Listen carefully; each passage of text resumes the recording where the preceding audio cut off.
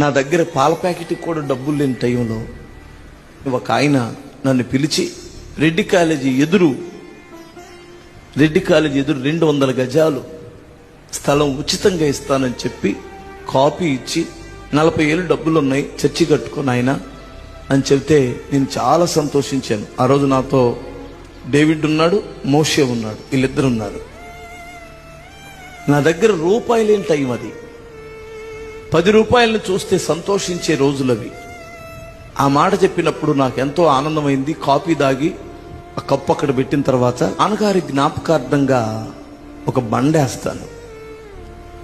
Church కట్టిన తర్వాత 2 బండ, 2 అడుగుల బండ, దాని మీద మా నాన్నగారి పేరు జ్ఞాపకార్థంగా వేస్తాను అన్నాడు. నాకు అది నచ్చలా.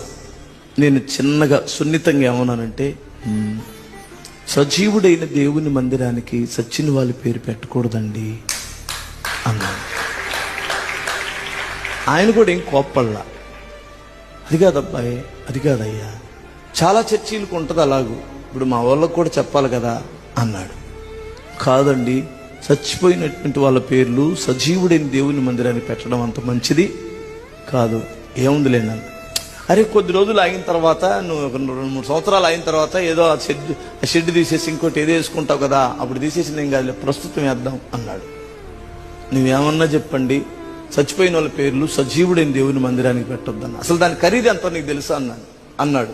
నాకు తెలియదు అన్నాను. గజం 8,000 అబ్బాయి, గజం 8,000. రోడ్డు పక్కనే 16 లక్షల స్థలం నీకు ఉచితంగా ఇస్తున్నప్పుడు నాకు అప్పుడు గుండెలు దడీలు మన 16 లక్షలా? అప్పుడు 16 లక్షలు అంటే ఇక్కడ 3 ప్లాట్లు వచ్చాయి. అర్థమవుతుందా? అయినా వద్దులేండి అన్నాను. నువ్వు బాగుపడవలేపో అన్నాడు. మీకు అర్థం కాలేదా? ఎందుకు చెప్పాను? అర్థమైందా మీకు? నా దేవుని కొరకు లోభించకుండా నిలబడ్డాము కనుకనే ఈ రోజున మనం ఇదంతా చూడగలుగుతున్నాం.